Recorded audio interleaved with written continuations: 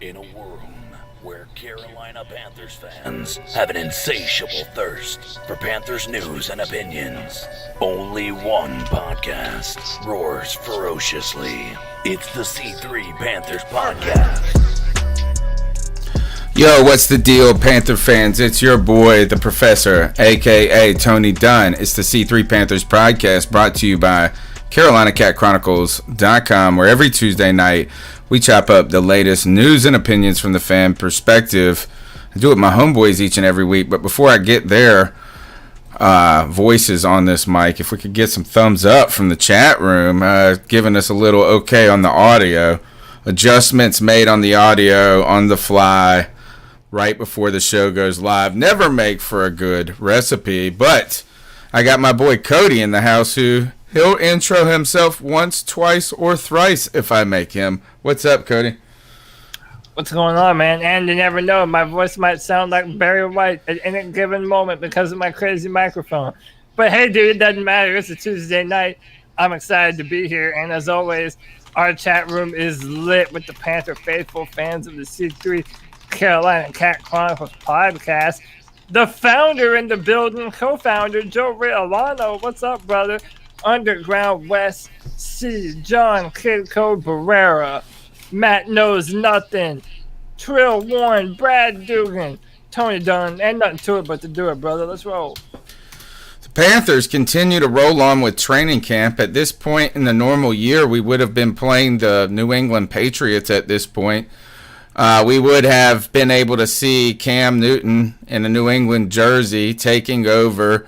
And really what everyone knew was going to be the number one option in New England versus a Carolina team that we were hoping to learn a lot about. But sadly, because COVID has ruined the world, is that I don't even know what week of training camp this is. I believe it's the third week of training camp. On top of that, I believe that the Panthers are training. They are camping in a way, but other than that, really limited peek into what this team is going to look like. We have these visions in our head of sugar plums and all of this stuff, but at the same time, I just haven't seen it other than the little bit of, video clips that are coming out from the controlled Carolina Panthers environment. But we are very close to football, guys. CK in the house. Did you know that I think college football starts next weekend? Dude, that's insane to think about. But I for the sake of taking this a step backwards, if COVID hit last year, Cam Newton may still be a Panther. Damn, yeah, because he wouldn't have gone in the preseason. Is that Cam Newton? I hate that. The only reason I actually even brought his name up at this point, I did want to talk about him a little bit. I got some good jokes about Jared Stidham and him, but just because we would have been playing the Patriots, my friend said, "Hey, you guys would have been playing the Patriots this week," and I was like, "Well, what?" You bring it up because I don't have a timeline. That didn't register in my mind until you brought up the preseason that we would be playing the Patriots, and it was last year during the Patriots preseason game that he got hurt. And that's exactly I started right. to think, what if we didn't have to play the Patriots last year? Like, what if that didn't happen? I know that it's a lot of he might have hurt himself other places or in a different game or anything like that, but you start to really kind of put things together, and you're like, daggone, this timeline couldn't have been worse with everything. So just another nail in the coffin of 2020. But hey, man, Tony, what do I like to say about what ifs? Hey, what if my aunt had nuts? She'd be my uncle. Yep, that's the truth. And we've also got Greg, the man of many podcasts. And he probably would have put them in you. Easy there. It's a family-friendly. This podcast is family-friendly, at least for the first 4 minutes. Well, we're at 5 minutes in, so exactly. So it's clean. You're clear to go. We got Greg, the man of many podcasts, in here, aka the Bat Daddy, the Stat Daddy. What's up, Greg? How you doing, my friend? I'm doing great, man. Ready to talk some Panthers football. It's been a crazy weekend. Comic-Con, well, not Comic-Con, but Fandom last weekend, which is a virtual Comic-Con. It's been a busy time. very happy about the way things turned out. But tonight, it's all about Panthers football, and I've got a few things we can talk about this evening. So. What is really great about that, Greg, is that you have a family, you've got a career, you've got projects, a hobby. These projects, right? And the most fatiguing thing in your life is recreation.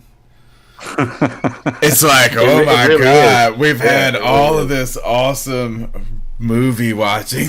No, but the comment is that's how I feel with football during the football season, and I'm ready for that, to come back. I am too. I feel like especially on the weekends outside of streaming, that I am just searching for something to do. Yeah. And I'm ready for our post games. I'm ready for our 4-hour-long Tuesday night recap of what happened on Tuesday or on Sunday. To be annoyed by it, to be tired of it. We watched so much football this week. Somehow we would go till 1:00 in the morning, and we're just like, we gotta go. Yeah. Now we want to just stay up all night doing it. I'm ready to break down new film, man. I'm ready to see these rookies in action. We've been hearing a lot about them, through the grapevine. Tony, you kind of mentioned before the show. We're kind of here and there getting some news. The reporters aren't necessarily on the field like they used to anymore. So the information that we get is, kind of nil. It's you take what you can get. But we have heard some good things coming out, and I'm sure we're going to talk about them tonight. I mean, things are starting to happen. Once football starts, I feel like it's gonna feel like it never left almost. It's going to feel normal, and that's what I'm hoping for. Tonight's show is about I've had trouble. I've always had trouble keeping count of the episodes. I can't count, guys. We're about 30 episodes deep already into the season. 29, 30, right in that range. We start the season the week after the Super Bowl is when our podcasting season shifts, right? Tonight's show is Carolina training camp chin check. Chin check and you don't stop. Chin check and you don't stop. That's right. We're going to be talking about Jeremy Chinn, or Jeremy Chinn, as some people like myself call him, as being the name that was predominant in the media today. Matt Rhule is excited about it, and the reason we're talking about Jeremy Chinn is because the Panthers have not had an answer at strong safety since Mike Minter left, a consistent answer. And Jeremy Chinn was a really high prospect to your man Cody Lashney on this show. Is that he, as soon as this pick was made, was gushing about it from the beginning, so we're hearing his name. There's also news continuing to flow throughout the secondary and the questions about what the corner rotation is going to be like, who's the starting two, what's the depth going to be like. We continue to hear good news out of the offense right now, all we're hearing is good news, but you should only be hearing good news at this point. Right? Is the team is controlling all the media. They're controlling the tone of everything, it sounds like. And this is the time where everybody can be great, right? You have no losses at this point. So we're kind of bursting at the seams with optimism a little bit. But we're ready to see this team. So go ahead and smash the thumbs up button. Be a part of the show. The number's 252-228-5098. Join in the conversation. Go ahead and call in and see what your thoughts on the Matt Rhule comment on Jeremy Chinn was, as well as who do you think the Panthers are going to be able to start at corner? Will Dante Jackson and Eli Apple be enough? Will a young guy need to step into that rotation, or will the Panthers ultimately have to continue to pad the roster with maybe a late free agent pickup? What's on your mind? We want to know. And now I'm going to turn the mic over to you guys. Before we get into the minutia news of training camp, I just want to kind of, as we're trying to find our, kind of gauge where we're at, that the reason I brought up the preseason game is I didn't even know until my friend told me that it would have been the third week of the preseason. Like my entire timeline of where we are at camp, where the team is at, when our first game is, I'm completely discombobulated. So I want to ask you, and I'll start with Cody, is what's on your minds right now in discombobulated football world? What have you been thinking about related to the Carolina Panthers and the NFL coming in tonight's show? Well, I'm wondering, kind of thinking about the preseason. I don't think we're ever going to see 4 preseason games ever again. I think that, maybe COVID was the catalyst for these games kind of being axed. Maybe they might go back to 1 or 2, once there's no concerns about spreading corona or whatnot. But I've been wondering, what is the long-term impact going to be on sports? So, like, now that the NBA and the NHL have all moved their seasons back and they're starting at a different time, and now they're going to finish at a different time, like, have the sports schedules forever been rearranged because of this? Like, now are we going to have a scenario where every year we're going to have the same kind of sports around the same time? Like, I've just been trying to think, what are the lasting repercussions that we're experiencing that we might not be aware of yet? If that makes sense, you know what I mean? It does, and one of the things you look at is, does it affect the baseball season? I know we could go to different sports right away. The accelerated baseball season with the extended postseason. Basketball starting later. I know that Greg's a basketball fan. I know that hardcore basketball fans have wanted basketball to start in December anyway, from the beginning. But ultimately, I think the deepest changes are going to come in college sports right now.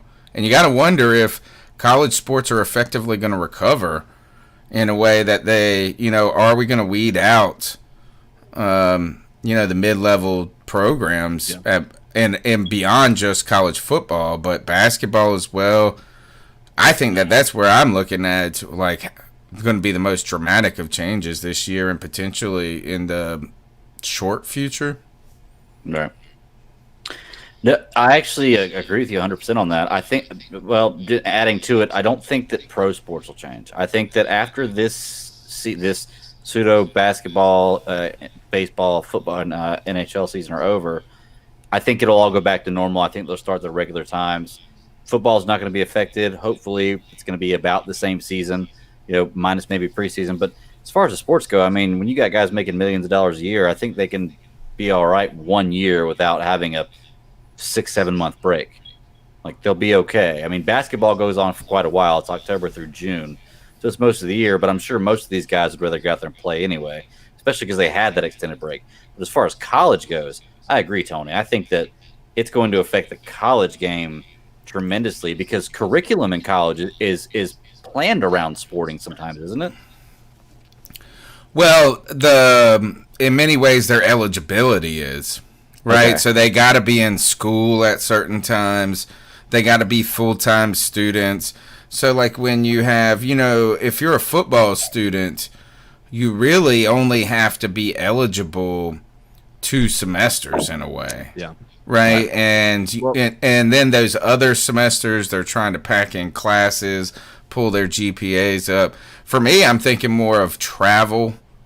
I'm thinking the scope of college sports. And really, is this going to expose a sort of dirty underbelly economically of these big multi-billion-dollar organizations? I think so, and I wanted to actually address something because I think that it's kind of, I think we all know it happens, but nobody's ever going to actually come out publicly as a school and say this. But that a lot of these star players get a break on their scores, like on their testing and grades and things like that, so that they can maintain that scholarship that's required, whatever the GPA requirement is to maintain a scholarship. So I'm really curious of how that's going to, impact some of these seniors that aren't going to be playing. Now, all of a sudden, the school doesn't have to cater to their their GPAs or anything like that. So these professors, these teachers are not going to be kind of coerced into giving these guys a little bit of a lighter workload than other students. So I'm really interested not only from the economical, but the actual educational aspect of things. Yeah, that's a good point. The education has always been, and look, this is somebody who's worked in these institutions, is that it's always been honest on the academic side. Is like nobody, very rarely do you have people that are really bending. You know what I'm saying? Like, there are certainly instances of that, but you don't have people going overboard. But really, the whole programs are built on kind of a farcical academic thing. Is That's that what I'm is saying. Yeah. is that like like if you have an army of tutors and we're like, we got to do this 3-page paper together, Mm-hmm. Yeah. you know, I mean, it's going to get done. And if you just think about it, is that if you're really going to take a full-time load in college, it's supposed to be like a full-time job. And I promise you that college football players are working more than a full-time job already. So there's just simply so many hours in the day. Mm-hmm. You know, I don't even want to call the integrity of it, but going back, just kind of circling this back to Cody, what are you eyeing? You brought this question up. Yeah. What are the angles that are kind of the impetus for this question? Maybe what you're thinking about. Well, so there's two different things, and I want to touch on one thing briefly because the chat is already talking about it. Jordan Scarlett has been released, and one more thing before I get to the thing that I sent you that I want to talk about is, again, man, I feel like we're going through this thing where who Panthers? Maybe it's Matt Rhule, maybe it's Marty Hurney. No, maybe it's David Tepper still giving out all the marching orders to everyone. It's like, if this is another busted late round pick by Marty Hurney, It wasn't even a late round; it was a fourth. Mm-hmm. Well, how many fourth rounds actually? Fifth round. How many fourth?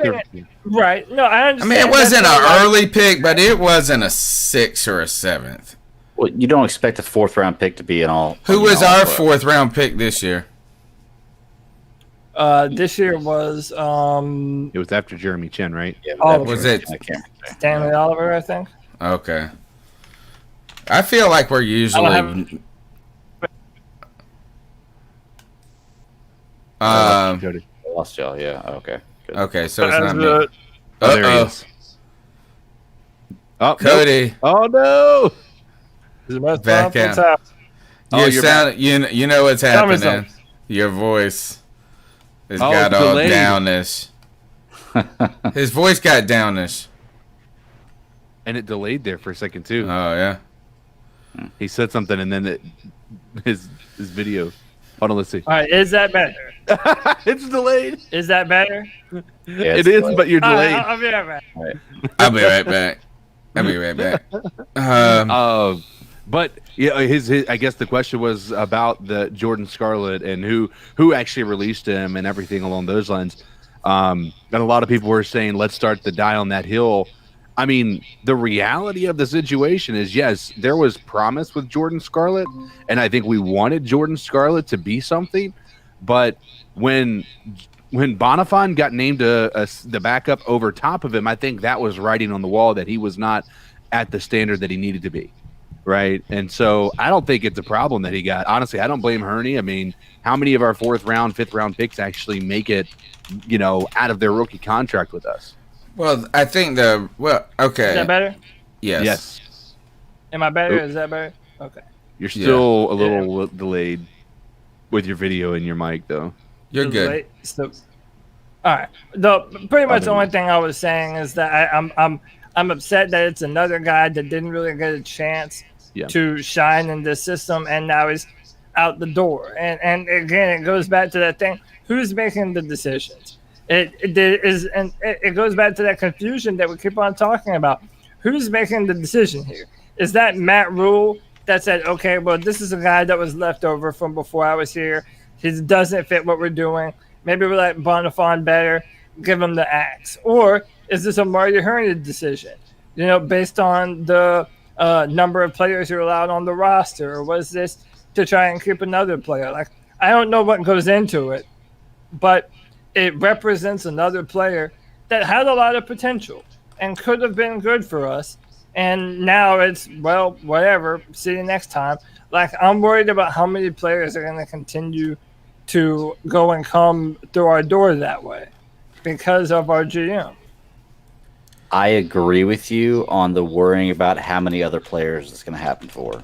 But in this particular situation, when you have Christian McCaffrey, when you have arguably the best running back in the NFL, Mike Davis is actually the name they're all interested in right now. All I'm saying is that guy's not going to get a lot of attention, right? I mean, seriously, if we put Scarlett on the field more and he did not produce, what are you going to say? You're going to say, "Oh, we have Christian McCaffrey. Why are they not using him? Why are they using Scarlett?"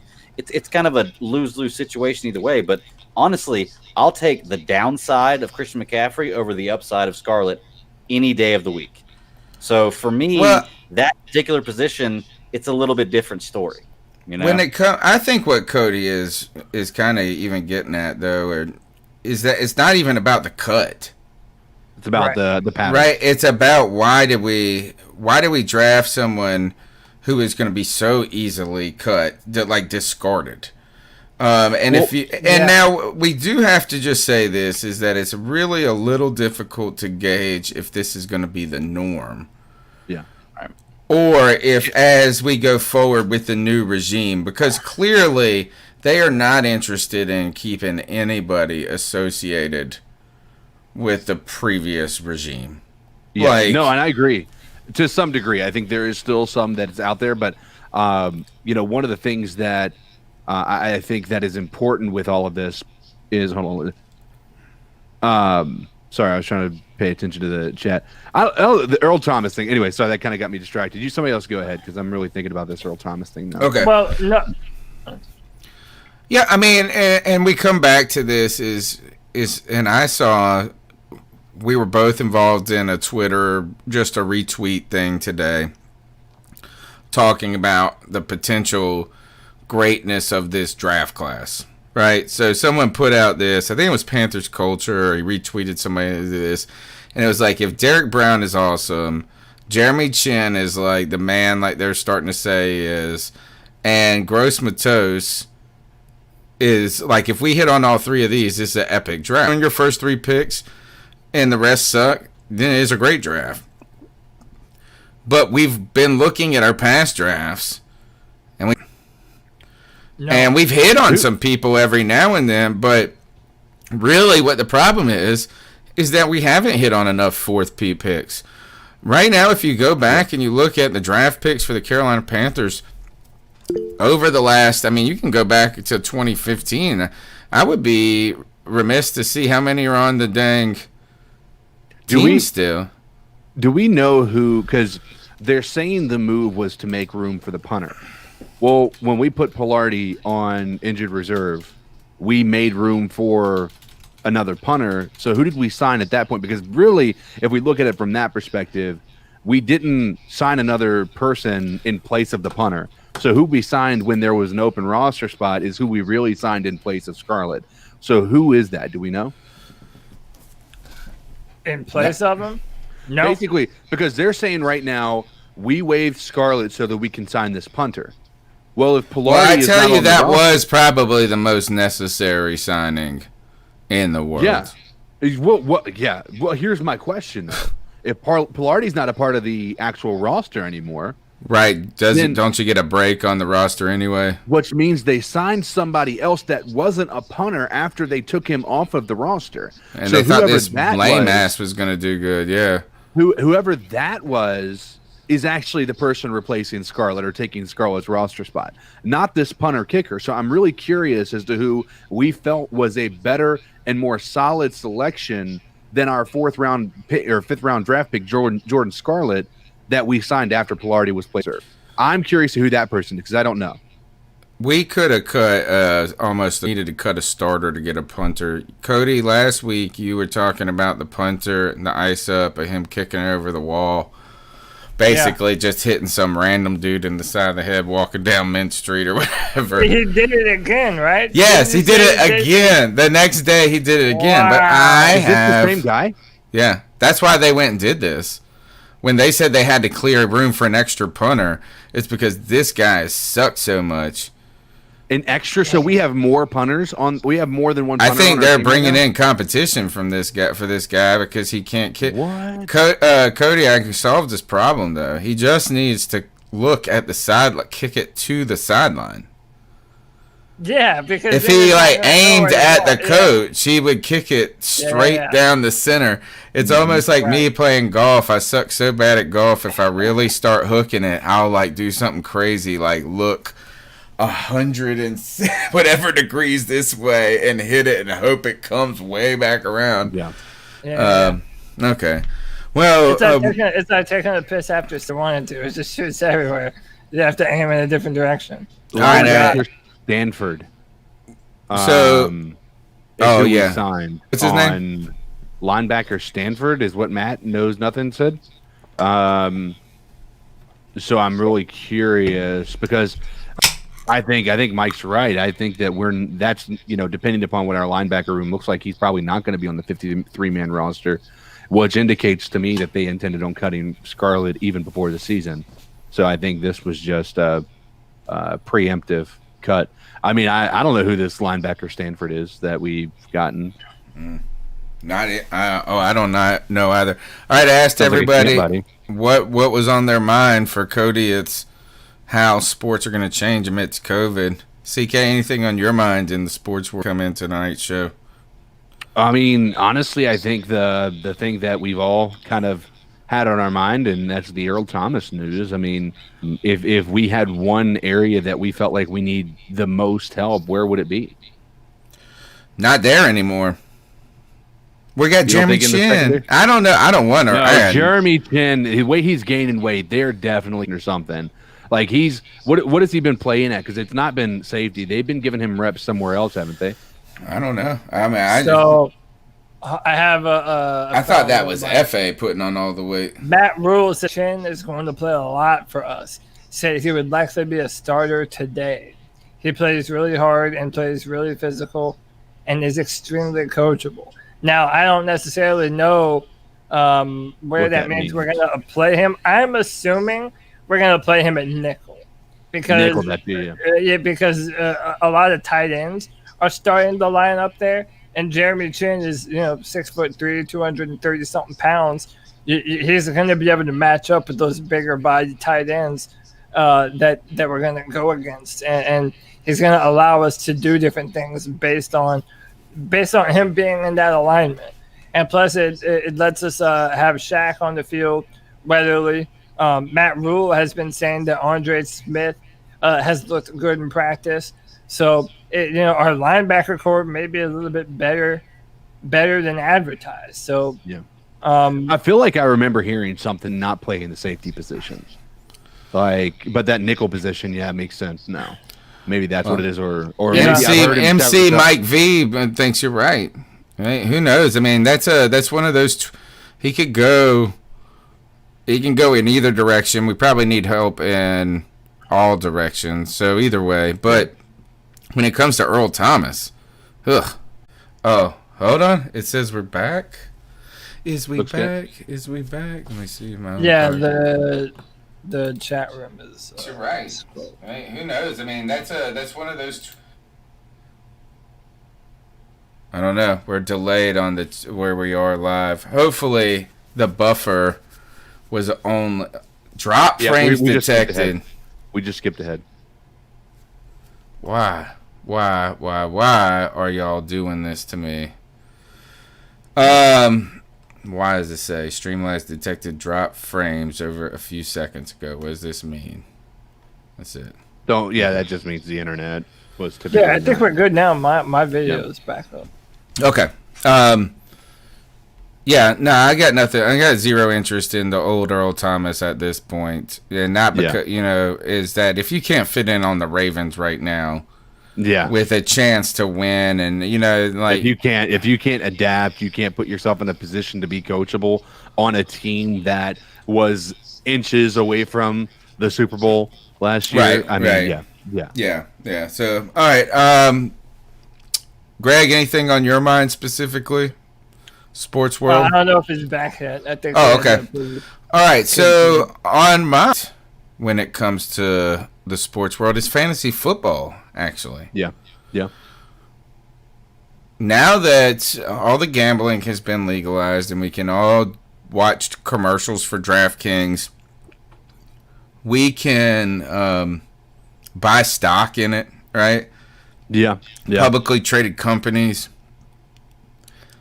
How is fantasy football going to look this year? I'm in a draft right now. Are you guys excited about fantasy football? I'm not doing the C3 Fantasy Football League because of the uncertainty, and it's a complicated league. It's not a normal league where you have to worry about with it. Yeah. Well, where Yahoo is just going to do it for you.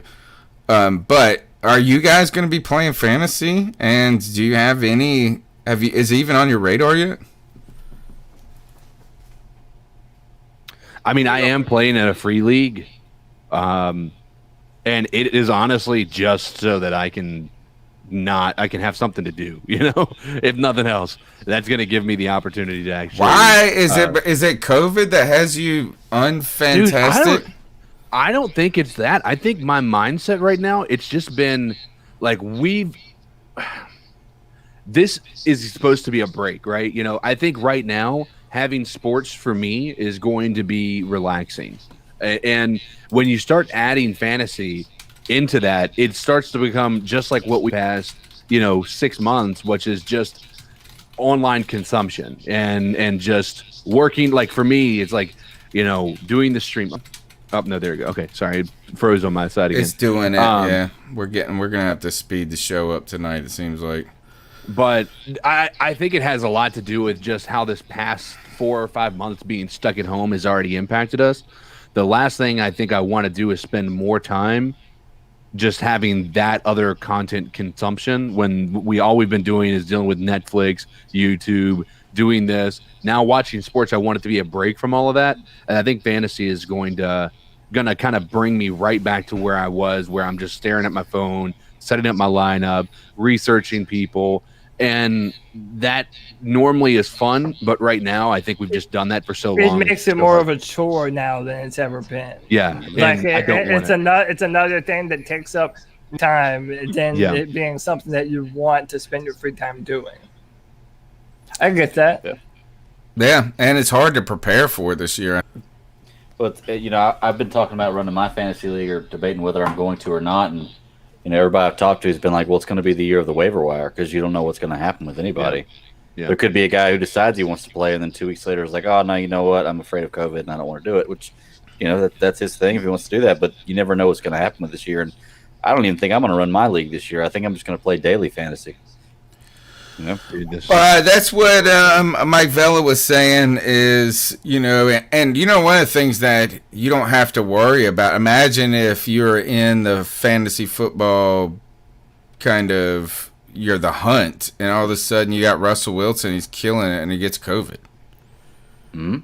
And like your star, the fantasy rosters don't have enough padding. Injuries were already our killers as it was. Yeah. Right.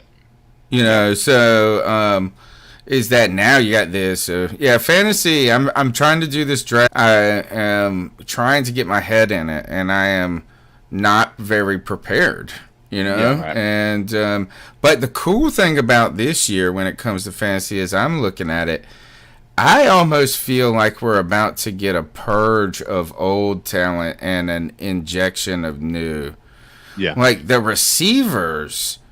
There are so many receivers that are going to be so good in this league that are number 2s, number 3s right now. Yeah. Like when these guys, and think about this, we're excited about Robbie Anderson in Carolina, and this mug ain't going to get drafted till like the 10th. It's crazy. There's a lot of talent out there. There's a lot of receivers that continue to come into the league. It's going to be fun and interesting. So that's on my mind. All right, let's just keep plowing through because the streams are kind of sucking at this moment. The other thing that was on my mind too is I read a account from training camp from Miles, whatever, who is the Panthers, one of the Panthers writers for the Panthers.com, and he just talked about how Brown and KK look kind of man amongst boys look. Like he said he used it as they got the look, those guys that got the look when they get off the bus. Yeah. And like they just look like they're gonna be badass. So I am excited about that, is that the defensive tackle situation. And the other that has been creeping into my mind is the idea is F.A. Obata beefing up to play a role where he can be more effective sliding on the inside. And almost, I wonder if he is going to be trying to mimic Greg Hardy's game. I wouldn't mind it. I mean, apparently, not a bad game to mimic, yeah. Right. Dude's put on Minus 15 to 20 pounds. Yeah. So, I mean, if he can make a real transition on the inside, yeah, that's a good thing to me. I mean, because you have to remember, K'Wan Short is not an every down defensive lineman. Or, I mean, at least he hadn't been under Ron Rivera. They would have a bunch of different packages where they would sub him in and out, and you have to do that. I mean, defensive players, they're big guys, like Tony was saying. They come off the bus big. So, you know, you have to give other guys different reps. And someone made the point of saying Eric Armstead, the guy that the 49ers paid, he's a fantastic defensive tackle. F.A. Obata is the same height, the same weight, I think the same arm length. And, I mean, if he doesn't have that natural bendability to bend the edge like edge rushers are supposed to have, then, yeah, I'm all for him using his power, size, and strength, moving him inside and letting him be a disruptor. I'm all for it. Well, I like when you can have a defensive end that can play tackle-like, or a tackle that can play in-like. So you could put some packages out there where you could see this. Imagine if they wanted to, like, we got to get this sack. Like, no matter what, we are going to be blitzing here. Imagine if you put as your front four a Gross Matos, Brown, Short, and F.A., and then you ran as a six pass standing up Brian Burns. I mean, a fifth Brian Burns standing up. You got size, power, strength, explosiveness. I mean, you know, we are going to get this. It's 3rd and 6. We are coming for you. We're sending the dog. You don't even have to send the dogs. You just send those 5. Yeah. Our defensive line doesn't have a lot of experience, but I'll be damned if they don't have a lot of talent. Yeah. If this Gross Matos, and I'm just not overexcited about Gross Matos until I just have seen defensive ends generally take a while in the NFL. So I am going to say this, is I don't want to be like he's got to be great this year for me to give up on him. You know what I'm saying? Like, I don't need that out of him. I'd rather is hit me up in 3 years, and I need Gross Matos having 10 sacks in 2022. That's what I need. That's like my measuring point, is his 3rd year is this mug wrecking shop. Because there's a very small group of defensive ends that just do it from the get-go. Especially not 3rd rounders, too. Right, right. Second. But second rounder, yeah. But my thing is, you're right. I don't want him to take off. I mean, like, I don't mind if he doesn't take off immediately. Give him a few years, but he can't be garbage either. Correct. He can't be. Well, you know what? He's got to be better than. And here's a name for you, Coney Ealy. Coney Ealy is to Gross Matos. 2nd round pick. I think Gross Matos is more speed. Coney Ealy was more big boy. I think Coney Ealy came in a lot bigger. Coney Ealy, though. Gross Matos is a big boy too, man. That's 6'5", 265 pounds. I mean, he's a big dude. I don't know. I wasn't looking a lot into Coney Ealy at that time. I don't remember a lot of his college players when we drafted him. But I do know I have watched a ton. I think he was Missouri or he came out of the same Missouri. He came out of the same place that Greg Hardy went to school at. Yeah, y'all need to go to bed. Missouri. Good night. Yeah, but yeah, I mean, you're right though. Defensive ends do take a little bit longer. Mm-hmm. But listen, man, I think Matt Rhule has said it, and I do think this is true. We're going to play a lot of our younger players. A lot of guys that normally might have the leeway of having an up or down year. This year, they're not going to be afforded that. This is a young team, and the young guys are going to have to go out there and play, and cut their teeth in the real NFL. Coney Ely was listed at 6'4", 275. That might be his playing weight now. But and not before people shit on Coney Ely being a disaster. That mug was almost a Super Bowl MVP. Right. If we win the Super Bowl, he was the MVP. He had the same exact game as Von Miller did that year. Mm-hmm. He was on the losing team. His game might have arguably statistically been better than Von Miller's because he had an interception. Now, I want to ask you though, like realistically, sidetrack. Do you think that if we did win that Super Bowl, that Cam Newton would be the one who didn't get the MVP? Just out of curiosity. Yeah, I think they would. I think they got to give it to Coney Ely if we win it that year. But it depends. If Cam had put the team on his back and led us back to victory and it depends. Right, but if we kicked a field goal for the win or something like that, then it would be Ely. Or a stop. Yeah. That game he had was sick. It was like 2 strip sacks, an interception. Yeah, it was insane. But then he didn't. Our defense as a whole was just now it's all right. Unbelievable, bro. Here's the parallel. This is how we can find. I can find a bridge between any player in Carolina Panthers history and today. Coney Ely, 2nd round defensive end pick. In a time where you're coming out of the Greg Hardy era, you're trying to find new defensive ends. A little gross mitosis in a way, mitosis.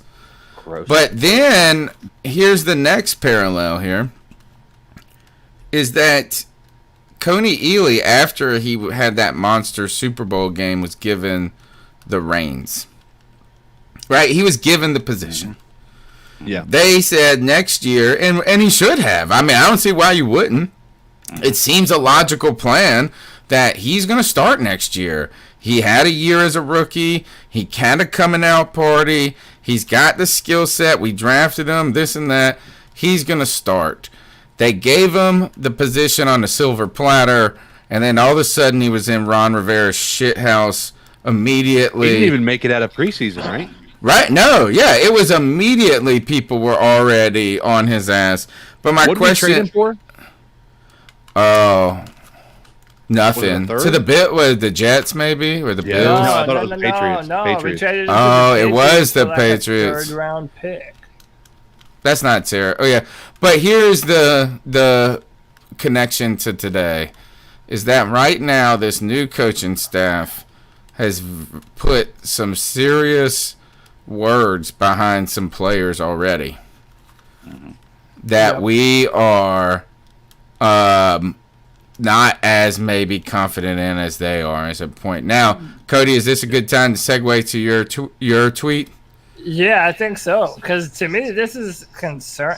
I mean, I don't know. I want to get your guys' opinion because I don't know how, like in Chinn, think about is. this with Chinn. I got this stupid video playing behind it. Where is it? Of that punter. Well, in one hand, we got them. He's backing up Chinn, and we're sitting there. We're excited about that, right? Yeah. Right? Yeah, about Jeremy Chinn, yeah. Right, and so now that's a vote of confidence. But now tell us what this tweet right here that I'm putting up, or that I put up, says. Matt Rhule says there's a lot of guys battling for the 2nd cornerback spot and the nickelback spot. Dante Jackson seems the only player who has solidified his spot as number 1. Yeah, and doesn't that isn't that a little bit concerning to everybody? I mean, Eli Apple, like we got Eli Apple, and he's not. I mean, this is a guy that was the number 1 or number 15 pick, I think, by the Giants. Then he has a bunch of craziness that happens up in New York. Then he goes to New Orleans, and he was on a good football team, and that definitely benefited him. But he also drew a ton of penalties. But he was the guy that we brought in to replace James Bradbury. And that's another thing. James Bradbury was a name that we love to kind of, sometimes he's good, sometimes he's terrible. We all remember the Brother Herbert going after him all the time. But that's another guy. That's another guy that we're gonna miss, that we don't have. If we don't have that veteran presence of someone that's been here for a while at that corner position. Eli Apple was supposed to be that guy. Am I the only? I mean, is it a little bit too early for me to be concerned about this? Because I'm thinking of it.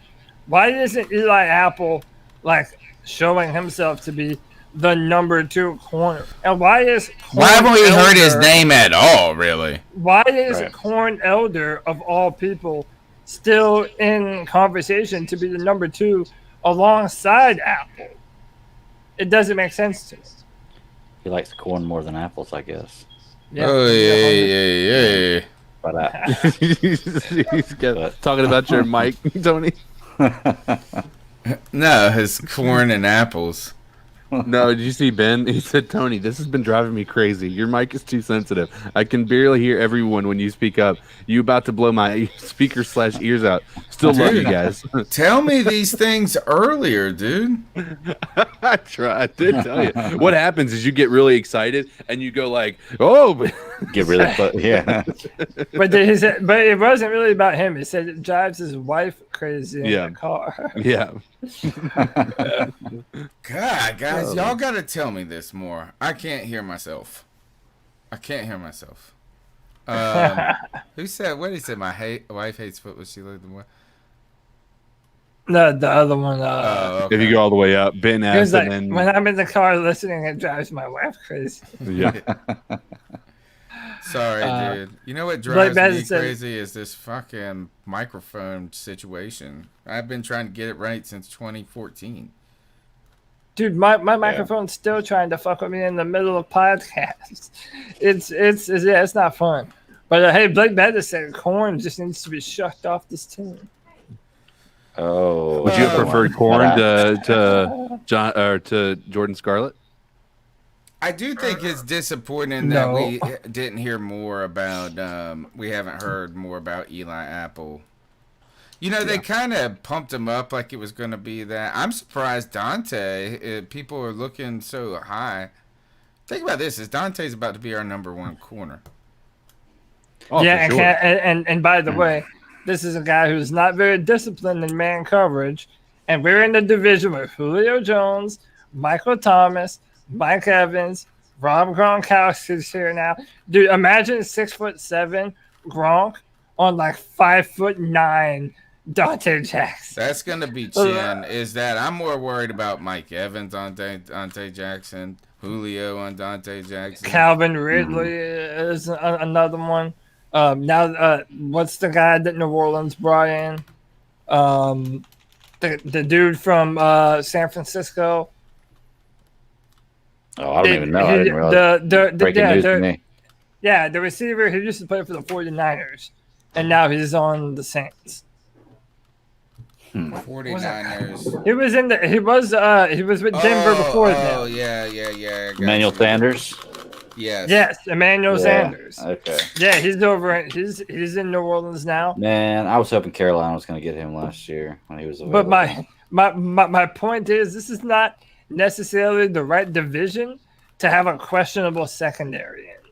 It's that could end up being bad, and that's why I want you guys' opinion.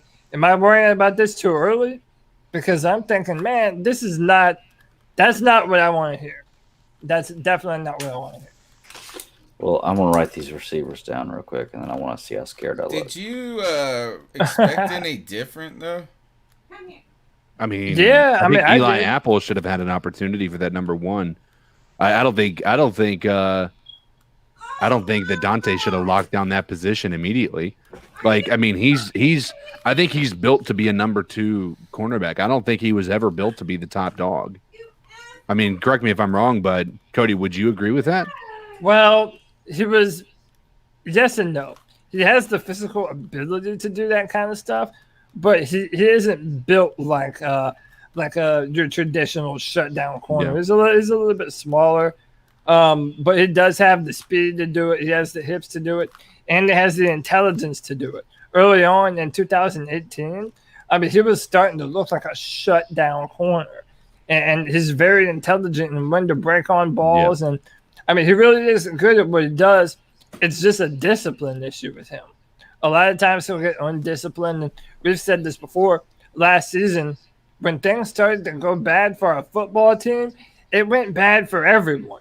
Like, everyone just fed off of this everyone playing like shit vibe, and that went over to Dante as well. So I understand people that are like, well, why is he our number 1? Why is it a guarantee that he's our number 1 shutdown corner? He hasn't necessarily proven that yet. All right, this is driving me nuts. Is it any better now, guys? I mean, you sound fine to me. It's hard Am to I tell. blowing you out, CK? No, you sound good. Okay, it's on my mind. You sound good. Can't get it out of my head. It's like you may just need to actually get like a filter or something that may dampen, because I don't know if it's necessarily how loud you are, how close you are. I think it might also be how sensitive the mic is. In the chat room, Panthers God FSU says, I think our secondary will be good. Burris, Boston, Robinson, Apple, Green, Jackson, Pride, Chinn, Thomas Oliver. My problem with all of that is what name in there has proven to be dependable. Like a good, what name have we had in the last 5 years that's been proven dependable? Is that I'm kind of with him there. Is that in some ways that's not the worst group we've had. The only thing that is concerning is that our corners are all tiny. Yeah. Eli Apple's all right. Eli's got some all right size. If it's not Eli Apple and Dante Jackson starting, I'm going to be surprised. Yeah. And very disappointed. What did we pay for Apple? Nothing. Like $1 million. It was like... Yeah. I'm almost wondering if I kind of have a feeling, and this is so stereotypical of me. It's not even stereotypical. It's more prejudicial, I guess. Mm-hmm. I think that this coaching staff might like Dante Jackson. Dante Jackson's a very charismatic person. Like, when you hear him talk, when you hear him, like, you know he's sharp, like, he's smart. And I'm not saying I don't know if these other guys are or aren't smart, but Eli Apple, when you hear him, it's a little basic. You know, it's just like, I mean, he's not saying anything wrong. He's not saying anything dumb. He's not saying, it's just kind of simple. And I wonder if they like Dante Jackson because they really think he is coachable underneath. You just got to break that. You got to find a way to tap into it. Yeah, I think it's a talent thing. I think, he has the potential to do so much, and Matt Rhule likes those really athletic players, and he fits that bill for them. So if they can kind of coach him out of some of his negative tendencies and the things that get him burned, those dirty eyes that they have when they're looking at things that they shouldn't, if they can coach him out of that, they feel like that upside is still good enough to warrant him at that position. My problem is when the Panthers guy says like Justin Burris, like, well, Justin, who is that? Like, what is he? Like, that's not a name that makes me feel good about anything. I mean, you shouldn't feel good about it, but here, in defense of that, is that we could have been talking about who are those same 4 names we have been cycling on the practice squad and in training camp. They're always hurt in the secondary. We've never had any names that are even better than Burris. I'm trying to think. There was these couple of guys that were these safeties. I remember Chocolate Wonderland loved one of them. And it was like the dude's always hurt. The coaches are always talking about how he's really practicing hard, and then nothing becomes of it. You know, Burris did start. No, these were guys. Yeah, somebody will come up with it in in a couple of minutes. I'll find it. Yeah. Now it says raise the mids. Oh my gosh, y'all, you know what? Crazy. You know what I'm thinking as well.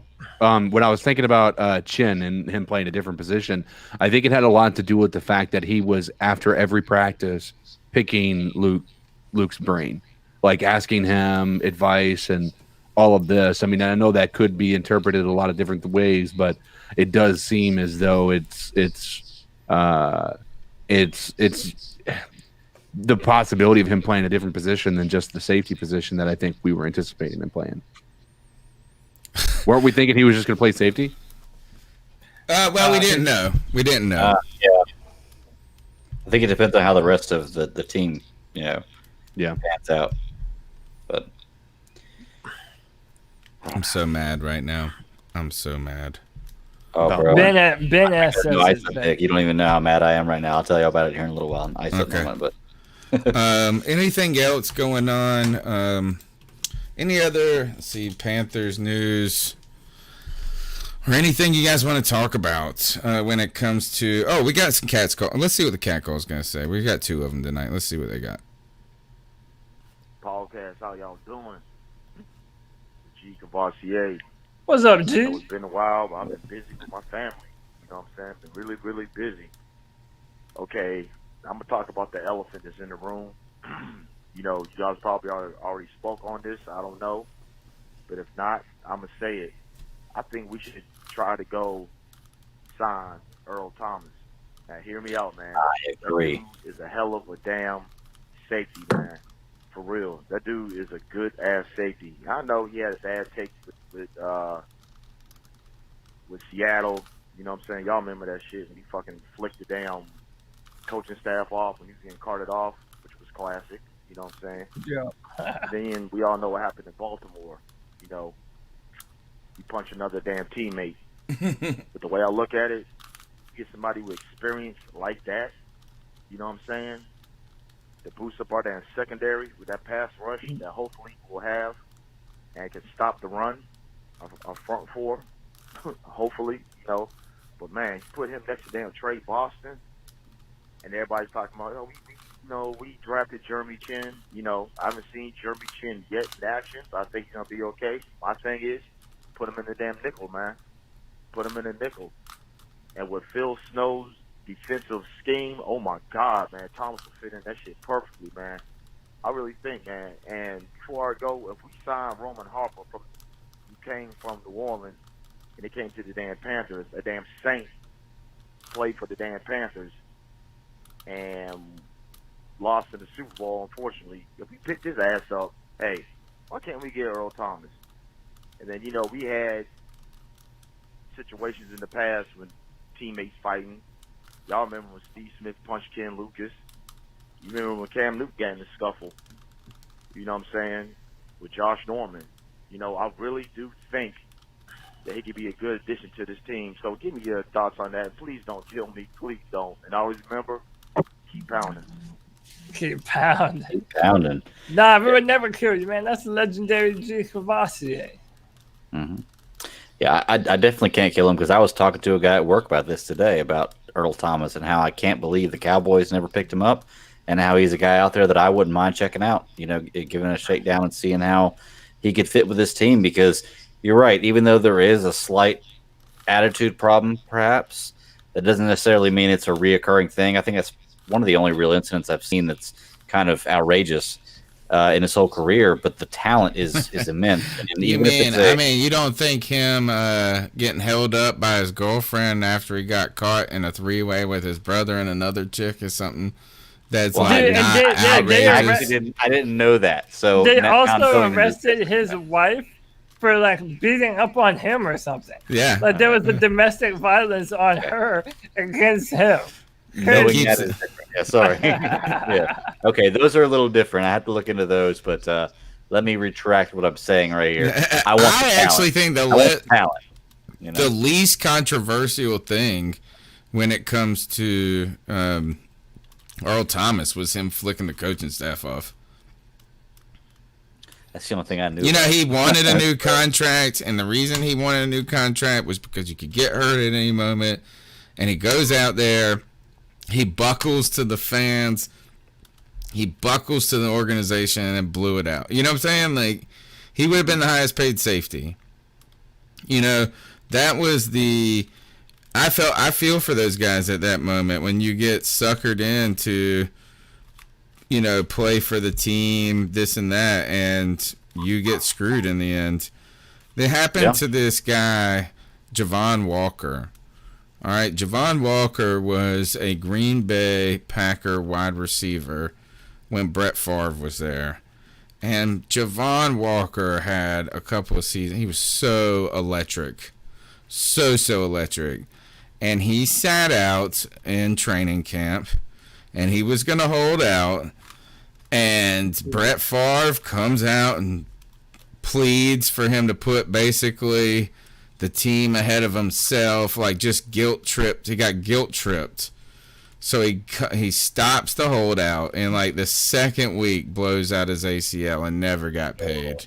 You know, and so that was the one thing. But do you think Earl Thomas really helps? I mean, are we at a point right now where that's what we're gonna need to be good? I mean, like, Okay, man. Like I'm gonna pinpoint 2 comments. Trill 1 says we don't need any more safeties. Damn, y'all quit name chasing. And I agree with that to an extent, right? Because it's like, listen, Earl Thomas is an all-pro free safety. Okay, no one is denying that the Carolina Panthers are going to be a way better football team having that kind of dog in the backfield that can just cut off an entire half of the football field. A shutdown free safety, in my opinion, is sometimes even more important than a shutdown cornerback. And I really mean that. And that's kind of taboo amongst certain scouting circles, but I really do mean that. So, of course, Earl Thomas on this football team would be incredible. But then at the same time, it's like we do this thing. We know the Panthers aren't going to sign him. We know that Matt Rhule is okay with this being a young football team. right. And you top on all the other things that are outside of football. It's just it doesn't make sense. It doesn't line up. Yes, would we be a better team? Of course we would. It's Earl Thomas. But it's just that's not reasonable. I have a problem chasing names at a time where I don't really think it moves the needles Enough, yeah. He said I got loud again. Okay. No, and while you're doing that, one of the things somebody else was saying is, you know, and I don't blame Mike for thinking this way. He said we handled Eric Reed with his, you know, his stances and his politicized, you know, viewpoints that he may have had. I said, nope, we didn't. They cut him the moment this new regime got it. So if you think about it, like he's not playing for you right now. Yeah. But then on the other hand, I do have to pinpoint Panthers God in the chat room is trying to sell us that Burris has more promise than Earl Thomas. And come on, son. Come on, son. What are we doing? It's a bold statement. I mean, What guys, are we doing? he is the forever optimist. You can't take that away from him. He's Right. not I the know, forever I know. optimist. He's actually the forever optimist about things that we don't really think like are not optimistic about. he's like me. He likes to bet on Anti-Cam. businesses and bold like predictions that may not come true, but if they do, you're going to win big. So He basically is like every position that he has that we or anything that we don't like is like his Cameron artist pain. Just loves it. okay, I got you. That's a good You know what I'm point. saying? Like he is that if you say this, if you say this dude's trash, he's gonna say that guy's a Hall of Famer. You know, Cam Newton was great. Nope, Teddy Bridgewater's better. And you know, maybe he's right. Who knows? I don't know. I don't know enough about Burris. I'm actually excited about him because he's young. He started 10 games for the Browns. He said he wants to get better and make this team better. So yeah, I just don't think that an Earl Thomas helps us and progress. It might, like I'm saying, he might be better than right now today on anybody on the team. But does he help the Panthers get better in 2 years? Right. And I don't think we're here anywhere close. Going to be. I mean, maybe we catch lightning in a bottle and win the damn Super Bowl. But I mean, we none of us really believe that. So we're kind of in this to build in the right way. And the one thing I think has been exciting about this roster in a way is that you can't say the team hasn't committed to redoing it. That's the one thing that if anything, it's unsettling to me, guys, that it has been so drastic at times. But it is cool to say, you know what, we're tearing the shit down. I know this contractor guy, and his favorite, and he's like a master craftsman. Like, he costs a lot of money, and he's very good at building shit. Like, he can cut the straightest line with a skill saw without looking. I mean, he's just amazing. And this dude, his favorite saying is just take a match to it. Let's burn that shit down. Like, that's junk. That's shit. Just, and at least we didn't try to put lipstick on a pig. We really did a radical thing. And I like that. So to me, the Earl Thomas just kind of, it would be a step in the opposite direction of that. It's fair point. Yeah. And that's, again, nothing to say. I would have liked it last year or 2 years ago. Well, I just hate that, dude, listen, burn it down mentality, or me saying rip the Band-Aid off. Dude, to me, it's like the same thing. If we're changing everything, let's change up everything. That's why I'm mad that Marty Herney didn't get the axe when it was time, man. We were doing the full rebuild, the full transition. That's the dude. One who outlier, isn't it? That's the one thing that doesn't make sense. No, Marty Herney is so representative of a bygone era. He is quite literally the first general manager that the Panthers. That is right? Marty Herney was the first GM the Panthers ever had, right? No. Well, he was the second, right? He's been there since 2000 or 2001, something like that. Because I think the coaches, there was like some co-general managers to start. We had some big name coaches like Capers. Dom Capers and some things like that. These guys, Seifert, who was the guy that orchestrated, or who was big with all of the 49ers Super Bowl. So those guys had so much influence. But yeah, he's been a part of this organization for a long time. And I thought he was going to be the fall guy. I just don't know if it looks like that still. Yeah, I still think that he's. I think he's set up. He was still here was because, we're just going to fire him at the end of through this and then pull in the next. We thought it was guy. going to happen after the draft, and then that draft happened to be a really good draft. By all accounts, which I think this is very similar to what happened last year. And I think we were all calling for him to be fired before the offseason last year. And he was able to make it through that offseason and make some incredible moves. And we were like, oh, maybe he needs to stick around. And then this happened again this past year. And now we were on the same position. And then the draft happened. And we were like, I mean, we don't hate the draft. I mean, honestly. No, it's like a vicious cycle, man. It's like this optimism, hope, and we love these players. Yeah. And then now we're talking about the players that we've cut that we were excited about.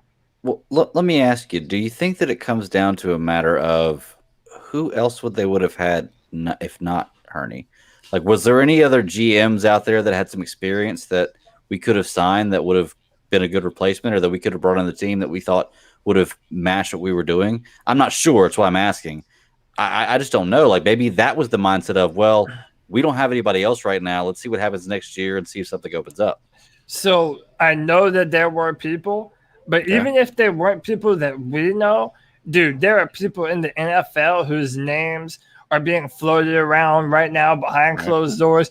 Hey, keep a lookout for so-and-so. They're good. Like, these names are already known. There's always someone out there that is ready and willing and capable to try and do and be a part of something new. And I just feel like there isn't much justification now as to why he's still here. But I don't know, dude. I'm just griping about shit that I can't change. Just like my everyday life, man. But I don't know. I want to ask this one thing because Ben said this. Just do your thing and don't worry about the levels. But Ben, what you don't know is I take medicine for worrying about shit. You sound good right now. You sound real good right now. I just changed something to where the microphone setting in Windows was set to 100, like the actual mic, and I backed it down to 85 or 80 something. You do sound soft. Yeah, you sound much lower. I would say volume. You sound like I should probably fall asleep to your voice. Mm-hmm. Read me a story, sir. But I will say, could you? You're gonna hate me. You are a Saints fan. You're gonna hate me because you need to be the leader and interrupt us as well. Just raise it slightly, not all the way to the 100. Raise it slightly, not too much, but you're almost where you need to be. Yeah, you're a little low. Yeah, that's good. That's really good. That's it. We hit the sweet spot.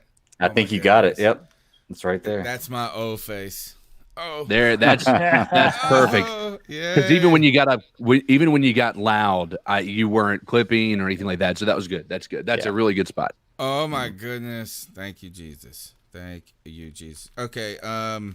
You know what is that? You guys, I got so shook by that. A little higher. I'm right here in the G spot. Right there. I did have the cat calls loaded. G spot. We actually have the real cat calls intro with the first cat call. I just didn't play it right. So what are your thoughts on catcalling? Yeah, it's pretty. You shouldn't do that to somebody. And how did that make you feel? Very uncomfortable. So how do you think catcalling makes the person feel? It feels good, like. Who's that cat sitting in the back corner with the face buried in the snow? I love it because there's such a delay for us. It probably was so off.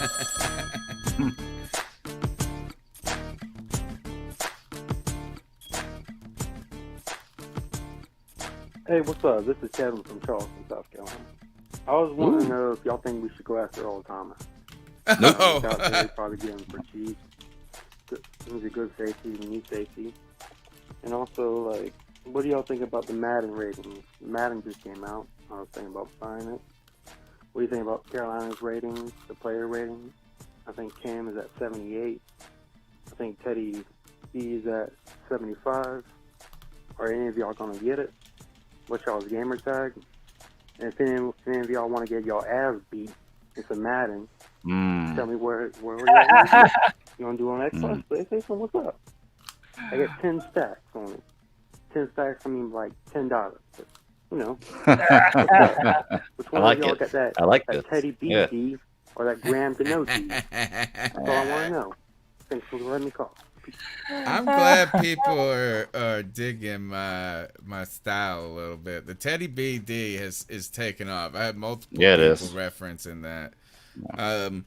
You know, the person to play on Madden is my man T Money 1993. All right, Greg, you want some of that? Have you got the new one yet? I got some skills. No, I haven't yet, but I've got some skills. We're gonna see. And you know what Greg likes to do is put a 10 stack, and when I say 10 stack, I mean $10 bills, y'all. Mm-hmm.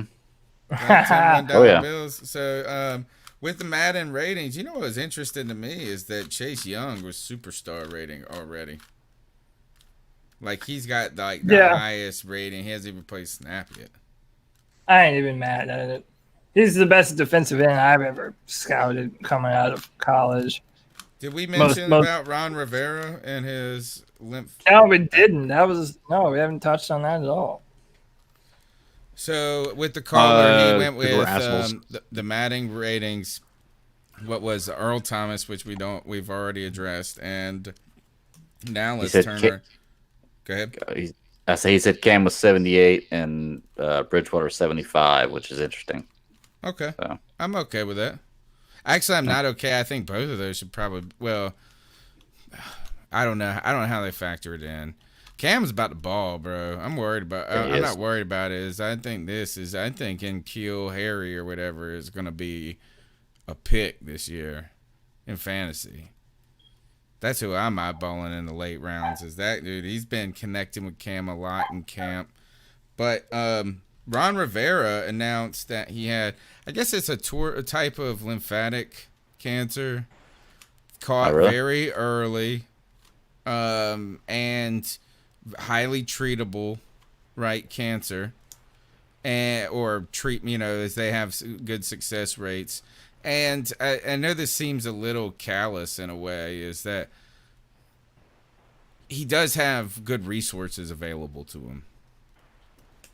Right, so I don't want to write it off. Is that it's different if you were, I won't say it's not different. The treatment, he's going to have availability of treatment at a level that is probably top, the top in the world. Unlike maybe if you or I were, and we got to get the local doctor that, do we have the money and the resources? So a lot of good things in his favor. Early detection, a cancer that is highly treatable, they have good success rates, and he has the resources to access those needed medical services. And then on top of that is they got Jack Del Rio. And talk about, one of the things I always said with Rivera that I felt like he was a little worried about bringing in guys that could be named interim into his coaching staff. Jack Del Rio was a good coach too for the Raiders and for the Jaguars at one point. But here, my friend did ruin Jack Del Rio for me. Oh no. Well, he's very political. He's a big Trumper, which I don't care about that even anymore. I didn't know that. Yeah, I don't even care who people like. And I'm done. Now, I'm not even getting upset. I don't even get upset. But the guy PFT commenter? He's all over the internet, and he started on Pro Football Talk, and he said, that Jack Del Rio's name translates to jacking in the river, to masturbating in the river. Does it really? I mean, think about it. Is Jack in the river? What are you doing? I'm jacking in the river. Del Rio is the river. He's jacking in the river. He's masturbating in the river. That's what his name means. Dude, that needs to be a thing. Whenever,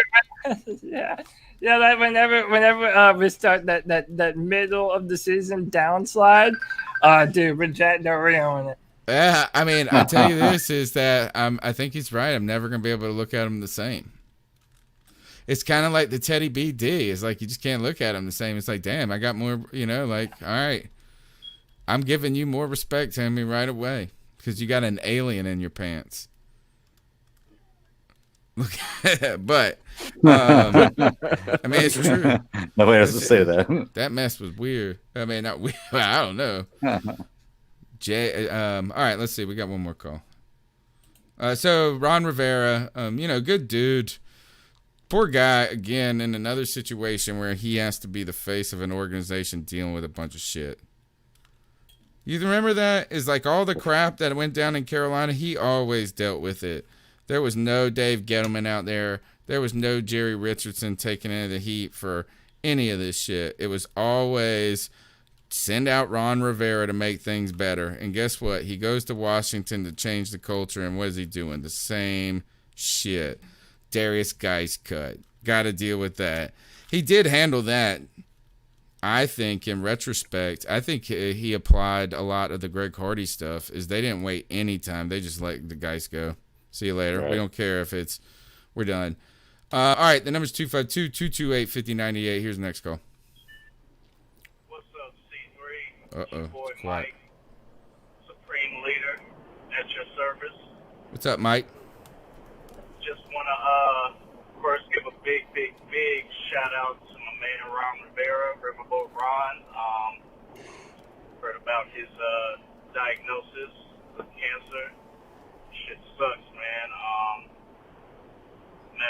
my father just got out of a bout with cancer himself, and he's doing good now. So I wish the best for him as well.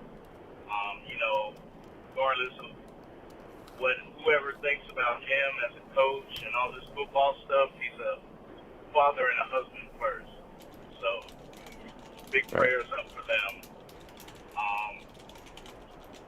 So what I think I need to address real quick is something I saw on a Panther fan page, is that there is no reason whatsoever we should even think about picking up Earl Thomas. I'm sure his contract is way too expensive for us. When he clears waivers, he should go to the Cowboys, because they're known for doing that stupid stuff. I don't see any reason for us to pick him up. There were small murmurs of people saying, "Oh yeah, we should pick him up. We need all the help we can get." No, this man's been pushed out of Seattle and now Baltimore. And not only the fact that why would he come to us in the first place? I'm sure he would want to go to a Super Bowl contender. So yeah, I saw that somewhere. I just want to let all the other Panther Nation know that we don't need them. We don't at all. Yeah. So Panther Pride till I die. Keep pounding. Holla at you guys. Word up, man. Is then I just don't think it's the right time and the right fit for a veteran like that. And the fact that Baltimore let him go where they are going to I'm playing with this Rubik's Cube, by the way. How's that working out for you? It's the reason I don't know a G-spot. Can I? Hey, on Netflix, they have a documentary about the fastest Rubik's Cubers in the world, like the ones that go to the competitions. And dude, they can finish a Rubik's Cube like that in under 6 seconds. Yeah, it's insane. I don't understand. I've never done one, period. I've never been able to. I'm excited if I just get one side. The best in the world is an Asian kid who has autism, and he's like the of course, he's man. like the Rain Man of Rubik's Cube. Yeah, he really is. Yeah, he's exactly that. And off the mic, Blake Pettis. I've been very concerned about Greg's ice up pick from last week. I've turned cameras around backwards. I have double checked the streams. Oh man, yeah. Worst nightmare. No. So yeah, I just don't think it's the right time in the fit. Is that if I think Earl Thomas is at this point. If you go and get Earl Thomas, you're willing to say this is that it's enough for he could put us over the hump. But they cut him with a big loss of money on the precipice of being very good, Baltimore. So that tells you something, man. That I think anyway is that where there's smoke, there's fire. I think there's deeper problems behind his menage a trois of transgressions. And I don't know what they are, right? But when you see these people, and they're just continuing, I said the same thing about Josh Gordon. As I gave Josh Gordon a pass after pass after pass, I said we're making something out of nothing, that this and that. And then you know what? It turned out it was worse than what we thought. So I'm starting to worry about that when it comes to, are we going to find out that there are deeper problems than him just punching a teammate and banging out a chick with his brother? Right? I don't know. Who does that with your brother? Like the last thing? No, I'm not. I don't know. I don't have a brother, and I don't think. Yeah, I don't have a brother. I don't know either. Yeah. Man, that's a bet. I guess brothers do brotherly To be stuff. fair, Right. I've never mind. To be fair, Yeah. I did that when I was 17 with this chick and my brother. No. I was gonna say that Do you it wasn't have even a my real brother? brother, but I have a stepbrother, sort of, that I grew up with. That's and a way different scenario. You're totally clear. It's a stepbrother. You're right. But brothers do tend to show brothers things, especially as you're growing up. The older one shows the younger one things. And so I think you start to kind of like, if you have a brother, Or Teddy 9 times out of 10. Bridgewater's brother. Yeah, exactly. But what I mean by that is they show them a lot of times their first experience with any type of pornographic videos or anything like that. Right. So I think that They when tell you them start about your their girlfriends. And, and what you've done with them, and so the idea of doing that with you while you're in the same vicinity as your brother could be weird. We're moving on. Earl Thomas got no more talk on this podcast. That's it. I think That's it. when it comes to, there really is nothing to talk about. I'm really upset about the coverage when it comes to training camp. I feel like we should be getting more than this. Particularly, we don't know really a lot of what's. I almost wonder if they're not really practicing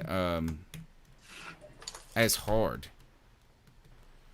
Are they not hitting as much? Are they not doing some of those things that, I don't know, it just seems harder for us to assess where this team is at. I don't know much. It's very difficult. I did hear Stephen Weatherly had a good play. Dante Jackson blocked a field goal in this in practice. But I just to have when practice in 2015, 2016, 2017, even in 2018, we were getting play-by-play, moment-by-moment updates out of training camp where you didn't even have to go, and you could almost watch the whole thing. And now it's just been very sanitary and quiet. That's it. All we got to do now is ice some mugs up. It's the C3 Panthers Podcast. The number's 252-228-5098. We're here on Tuesday nights at 9 p.m. And guess what? Is that it might take me 2 hours, but I'm not going to change anything between this week and next week. So my voice may be good. Better than best. The G-spot has been found, folks. Rest easy. Relax and enjoy. Right. Relax and enjoy. This voice is going to put you to sleep. If anything can be said about tonight, at least Tony found the G-spot. That's the only thing that matters. Like Tony, so we can all go to bed satisfied. Can you say, yes. Pull it out, big boy? Oh. Wow. Can you say that, Tony? No, that would be what she said. I am the finder of the G-spot. I am not the G-spot. Right. The locator. Right. The locator. What you don't know is you are the guidance system for the missile. Oh, okay. All right. Anyway, enough brotherly love on this podcast. Who you gonna ice up this week? The ice up section. Blake says, "Please take a picture of your mic settings." Right.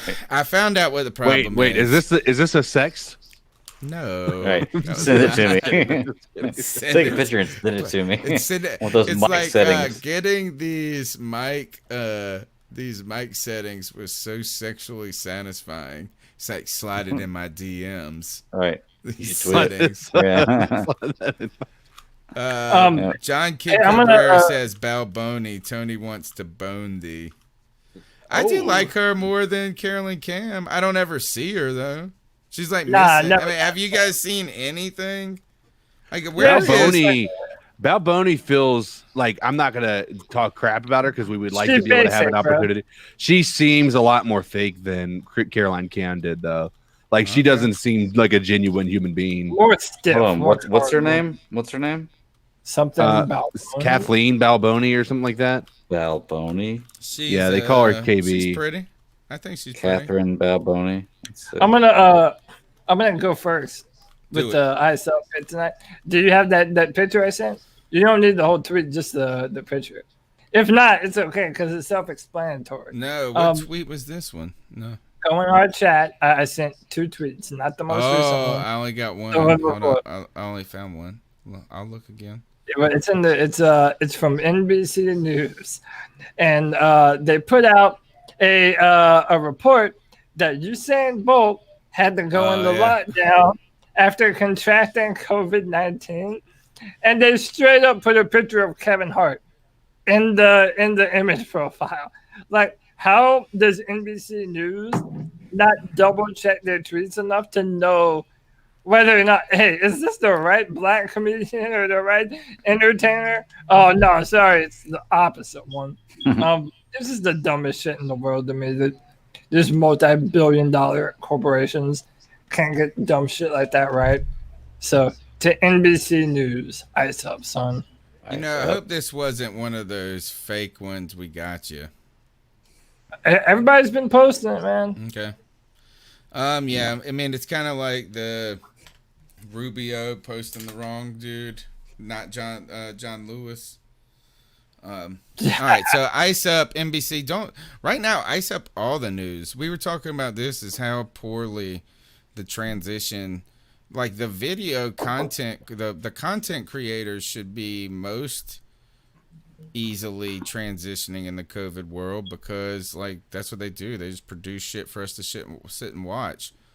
But they've really not been great at it, and particularly this is that you think of all the microphone troubles I have had tonight. They're just as bad. Remember that center? What was the? I mean, it's just I thought the news would be better than just using the damn microphone in my Apple laptop or whatever. But to NBC News, ice up. I want to go next. I'm gonna ice myself up. Icing myself up today. And I would preface this with one of those, like, I usually don't do stuff like this, but you know, when everybody says that, they do it, I guess. I was messaging a friend of mine at work about somebody else at work, and I messaged the person I was talking about. Oh. Zing. Yeah. Yeah. And then didn't get it. Didn't realize I did it till I sent another message. Oh. This one was intended for them, really. It wasn't too bad. It wasn't really that bad, but I did feel like a turd.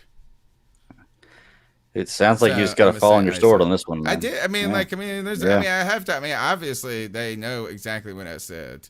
Explain it to them. No, all it was is that this cat taught what takes me 2 weeks and 15 minutes. Maybe I've been trying to play it off as a compliment, actually. I have a story about this. If you that's not too bad, to be honest with you. But I mean, like it was like in the third person, like I clearly wasn't talking to him directly. So it was kind of it's shitty, and I was just like, oh. And if you think that I worry about the microphone settings, imagine how long I worried about this fucking. All right. Can I tell you my story? So that's me. Ice up. Make sure that you don't Freudian slip when you're composing a tweet and send it to the person that you're not text, tweet, whatever instead of. Go ahead, CK. This isn't my ice up, but I feel inclined to tell you guys a story. So there may have been a time, a few years back where I may have been sending my wife some sexual. So no pictures. It was just heavily lewd conversations. Yeah, lewd conversations, and I was instigating it, and I sent it, and it had some stuff in there that I would definitely not want her mom to know about. Oh no! But I sent it to her mom. Now, here's the genius of this. I freaked out and I told Kayla about it, and she's like, "Oh no!" And I said, "Here's what I'm gonna do. I'm gonna keep sending them, and then I'm gonna post on Facebook. If you're getting bad messages from me, it's not me. It's somebody's being hacking me." Wow. She ladies and gentlemen. Oh my gosh, man! And it worked like a charm. Let's hope she never watches this episode of C3. Oh man, that's great. Great that was thinking, brilliant, man. homie. Yes. Yes. Yeah. So I that thought was you were my. gonna say I just kept going on and going on and going on. I was just like, and then told her it was a joke. I was That's just how like, I am. just kidding, moms. Yeah. But no, Did you use that as an excuse to just send the dirtiest shit behind now you had a reason to be like, great. oh, I wanna tag team you and your mom. Yeah. Yeah. I think about you when I'm with her. time to learn. Look at this, Crazy. John Kidco Barrera, $14.99 love bomb in the show. Thank you for your support. He said Steve Smith is now on Cameo. Oh, we Here's should get to him to do us pitching Ice Up and Son. Nice. That's a Smitty. good idea. To Yeah. make an Dude. ice. Yes, that's what we're doing. We're gonna get Steve Smith to do our own ice up. That is what we're gonna do this year. I wonder what he costs. It's a pretty interesting thing. It's probably like $100 bucks. $150. Yeah, 150 bucks somewhere in there. Yeah. Dude, that's awesome, dude. Yeah, I let's mean, get that. Funches was like 40. We need to pitch in and like have him ice up all of us. Like have him say talk shit about each one of us a little Yeah. bit. How, I think Tyler did that to us in our cat calls Oh one time. yeah. That would be funny. That's a good That would be. idea. Or just have him say, "Ice up, son." It says, Something can we that- get updates on what the donated money goes to? All right, so I'll tell you exactly what the donated money goes to. It goes to, I got to pay for the website. That's like $250 a year. And I got to pay taxes on 30% of this.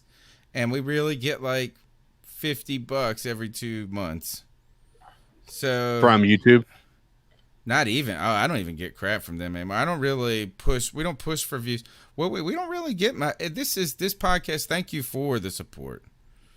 But if we want to keep a running tab of money that he said for a new mic. The problem is the new mic. Yeah, like I've bought a computer over the years and some different things, but there really isn't a lot. But thank you for that. But it really doesn't go to. In the past, we've given away a bunch of shit. I've gotten T-shirts made and some different things. You got to pay for hosting and stuff. Not a lot of expense, but some. Where the money? If we want to keep a running tab of the Ice Up Son contributions, I would totally do that. Like this $15. Dude, if yeah, it's we can add a bar. He We said can add a bar 150. Yeah, he said 150. We are now at 135 to Steve Smith icing up. And you guys that donate, let's say this, if you donate over $10, you get a hand in maybe what we ask him to say.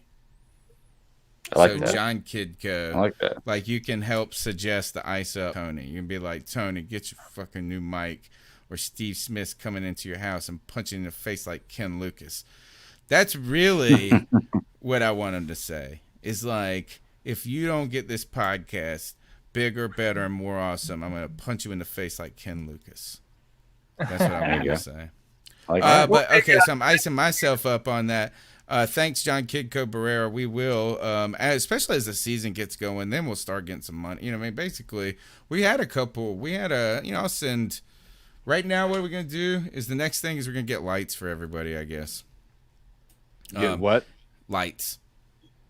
Lights. Oh, like this stuff right here. Look at this. Oh my gosh, he wants Smitty. Thank you. Thanks, John Kidco Barrera. We'll get it. We'll definitely get this. Wow. In fact, even if we don't get to 150 with donations, I'm doing it no matter what.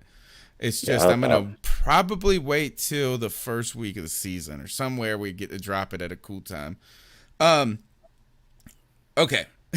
He said Trill Woods. This is awesome.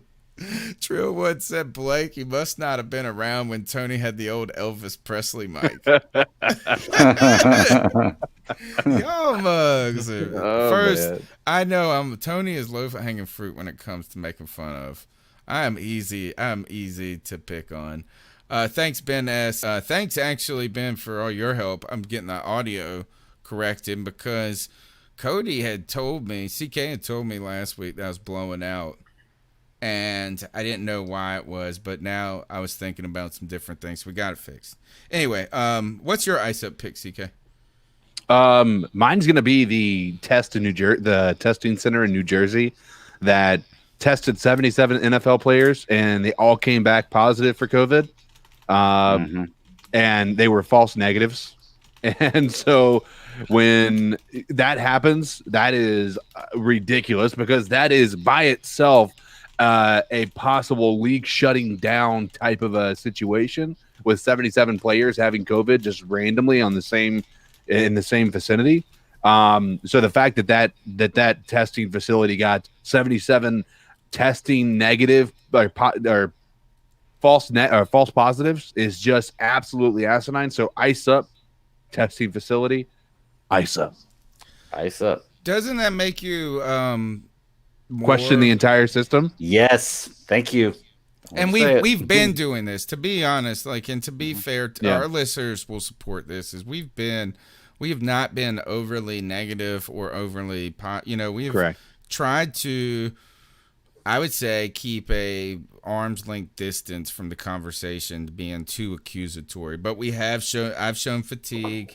We've brought these questions up. Greg has talked about fear being a motivator. We talked about a lot of this stuff, but it makes is that you have some people suggesting those tests that the NFL is just saying that they're false positives. But then you have other people saying that it's a specific manufacturer of tests. And doesn't this lend a little more credence to these stories that we hear about people that go in to take a COVID test, they get tired of waiting, they leave, and then they get a letter that said they tested positive? I heard a story of one guy and it's always a guy who knew a guy, right? Yeah. But a guy who knew a doctor who just sent in 3 blank swabs to see what would happen. They all came back positive. Oh my gosh. I don't know if these are true or not, but doesn't this story breathe a little bit of life into those suspicions? I just binged Making a Murderer, and I don't trust anything anymore. Period. I just don't. After watching that, I was already a healthy skeptic. Now I am just full blown. I don't trust anything with anything that any scientific testing, anything that's not run because these things are so easily when you look at the actual specifics of how many hands touch these things, they're so easily compromised. Everything in the world, the justice system, the systems in which they rely on for scientific testing, all of these things are just so easily to compromise. And so I don't trust a single thing anymore. After watching that, I've lost all trust in any system like that. There's another Netflix special where the girl in a Massachusetts crime lab, and she was in charge of she just was the one that was just her and this other girl that were doing the drug testing, was just a coke addict and a meth addict, and she was taking all the drugs and just doing them, and and just being well, it was drugs, and everybody, the DAs loved her because everything came back as drug. And but you hear there was another instance too in North Carolina in Durham, and this was I think in the 90s or something, or the head forensic dude was just fudging the test to get through the casework, and then and then what happens is, and this is the problem with this, is that all of a sudden that the cases that were handled appropriately become null and void because these other real examples. For me, these types of stories make me continue to I'm at the point where every news story I just say, is COVID even real? Yep. And that's silly. I know it's silly to say. I don't really mean it. But how real is what you're kind of saying. God, it just is getting to I'm with you. Ice up to the testing, and the number one statistic I want to know is how many people that get a positive COVID test were sick. Fellas, I tell you, the more and more time goes by, I genuinely think for that stretch of time when I went to the hospital for a little while, I genuinely think I had it at that point in time. Yeah. Because they tested me for the flu damn near 3 times. One came back inconclusive, then it came back negative, only to then find out that I did have the flu. So that kind of lets me know they don't really know what the fuck was going on. No, Because I had all the symptoms of it. Every time I would eat food, it would just give me the weirdest effect. I don't know, man. But I definitely think there's a lot of information floating out around this coronavirus that's being, this is official truth coming from trusted resources, only for it to be completely contradicted a little while later. It's like, I feel like you have to genuinely dig for the real truth. Yeah. I'm sorry, I just giggled to myself thinking of CK putting that message on Facebook. If you're getting these crazy messages, Right? So Genius, brilliant. though. Genius. So brilliant. All right, Greg, you got an ice up pick for us? Yeah, I got like 1.5 because one just recently happened, and I've got to talk about it. But my biggest one, I don't want to not talk about this, is I got to ice up Louis DeJoy. He is the Postmaster General right now, appointed by Mr. Trump. He got grilled. He's come into the post office and changed so many things in the last few months. And there are people waiting on packages 2-3 weeks past the date they're supposed to be, sitting in one facility for a week and a half, 2 weeks, and I'm not sure if all these are causes of what he's done, but it's all started when he's come in and changed things. He got grilled by Congress yesterday, and I was off work and I get to sit down and watch the whole thing, and he looked like an absolute fool. I mean, how can you be the Postmaster General when you don't even know how much a stamp costs? Seriously, it really, really made me upset. There were some Congress people that were actual postal employees beforehand that knew firsthand what it was like, that were just grilling him. He was floundering. Every answer was and just I don't know type deal. The guy's not fit for the job. We spent millions of dollars or hundreds of thousands of dollars, either way, a lot of damn money, when we were going to decide on a new postmaster, and they narrowed it down to 250 people. Then from those 250, they narrowed it down to 14 people. Then those 14 people, they were supposed to select one person to be a postmaster, and they picked DeJoy, and he wasn't even in the 250 people consideration to begin with. So if that doesn't lead to something being fishy about this whole situation, him being in there, yes, if you don't see that, ice up at to Louis DeJoy ice up, yeah, you're right, it's a spoil system, man, it really is. Like, he contributes money to a certain cause, care of him, and now he's going to do what he has to do. Look at DeVos. Yeah. And so these are the, it's the devil. There's two bad things about both ways of doing. You can either elect that person, but we elect incompetent people all the time, right? I mean, or you can appoint some. Appointing does help defer some of that popular current, but if the people appointing don't really care about the actual position, but actually instead care about some other agenda, it's the spoil system, dude. I did want to ask you this: is Cody? You got half more ice up. What's your other half? What's your half? I do. My other half is, while we were podcasting, my wife came home from work and she started screaming and yelling. I didn't know what was going on, so that's why I ran out real quick. My dogs chewed up my mattress. So to Obi-Wan Kenobi and Bucky Barnes, my puppy dogs, ice up, because y'all chewed up my mattress. So that's going to cost me like $3,000. I got to buy a new mattress. No, don't go $3,000. Get a Chinese Tempur-Pedic for $1,800. Not a bad idea. It's made out of dead Chinese people, and I love it. Okay. It's made out of COVID. Yeah. Made out of COVID. There is one more ice up pick. I need Cody to make it, though. Tell me about the Falwell guy. You mean CK or Cody? Well, either one. Whoever that's an hour away from me. I want to know all about this. Cody, you go ahead. Cody, you go ahead. Okay. I got to find it, man. I got to go to my... So he is a evangelical preacher, correct? Yeah, well, he was the president of Liberty University, is that right? Correct, yeah. And Liberty University has expanded a lot in the last 20 Liberty years. University has exploded, online. yeah. They have exploded. Stuff, right? My wife actually does their coursework online. But yeah, so it's his father, Jerry Falwell, was the original. He passed away a while back, but so he has taken over, and he's always been a bit of a controversial subject, especially with Ralph Northam and everything, some of the tweets he would put out and whatnot. But yeah, he's Cody. You can elaborate more on what's going on. I couldn't find the article, but basically, this Falwell guy was having a dude basically have sex with his wife in front of the Falwell guy. So the Falwell cuck was into it. Like he was, he is a cuck. But all right, this is my thing, man. Like Joe Rogan has the best joke about this. All these evangelicals that are so anti-gay everything, they're secretly terrified that dicks are delicious. Okay, right? So I correlate that to this. All these politicians that are so diehard Christian, evangelical, they're far right conservative.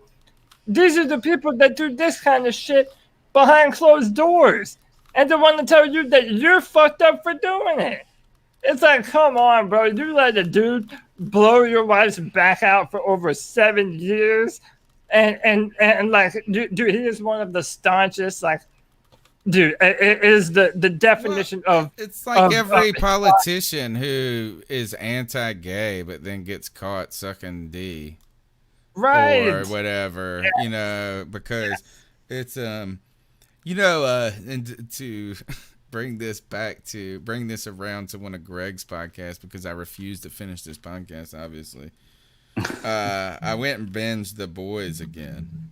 Like I watched it. And you need to go back and watch it, folks, if you're ready for season 2 to come out. Like you just have to, it's been a long time. If you're like me, who watched it when it first came out, and you forget a lot of stuff. But I tell you, my favorite episode of the entire damn thing, episode, when they're at the revival and he's talking to the stretchy arm dude, and he dropped the phone. He dropped the phone in the water or whatever. He was going to have, he had this incriminating picture, and instead he said, "You fucked me," or whatever. But it was because it just brought to light, like and I'm a religious, I won't say I'm not religious. I'm a Catholic, so we're OGs. Like we're the boring ones. We got our own scandals, but Sister Catholic. We also do the most good, like the Catholic Church is the largest humanitarian organization in the world. So, but these types of things were just highlighted in that show a lot, in that episode. So it brought that to mind. And I would tell you this: if there's anything, if you go back and watch The Boys, guys, you got to watch the music selection for each episode. The music selection for each episode has to do with the episode. At the end, at the beginning, the cherry bombs, right when homeboy when they put the thing where they make them eat the C4. They've got all types of music from John Lee Hooker when homeboy's sad and you learn that his wife was raped by whatever. You've got like the music. Whoever is doing the music selection has great taste. You're absolutely right, and if you really like that, you need to watch Umbrella Academy, because if you like music, that goes well with it. Umbrella Academy. They have a good soundtrack. Which, by the way, Cody's coming on this weekend on the show. Come check him out. He's going to talk Umbrella Academy movie and some DC fandom. Tony, if you really like The Boys season 1, you just watch the review. We're reviewing season 1 next week, I think. So not this week, but next week. So just in preparation for season 2. So hit me up if you want to get on there and talk about it. Yeah, I'm ready. I'm ready to talk about The Boys at any moment, because And isn't that the dude that Seth Rogen? Isn't that who wrote it? Who's the guy? He has his hands in it. I don't think he wrote it completely, but I'm not sure, to be honest with you. Yeah, I think he's like producing. Those guys, man, they're just on fire. Some of these dudes just go from nothing to brilliant over the last decade. All right, C3 Panthers Podcast.